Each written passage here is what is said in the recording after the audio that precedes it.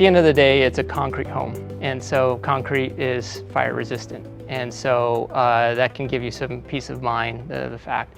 All of our plans, our 3-bedroom, 2-bath, 1,200 square foot house, we dubbed it, named it the Wildfire Restoration House. And so for families that are moving in that maybe have been traumatized as a result of having to flee for their lives out of their homes and have their homes burned down, to have a concrete home, it also meets all the code requirements. There's a whole list that you have to hit, and I'll let Don speak more to that.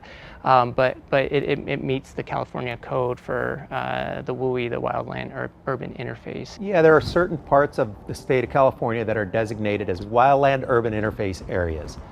Certainly where we are planning to rebuild, they are designated as such.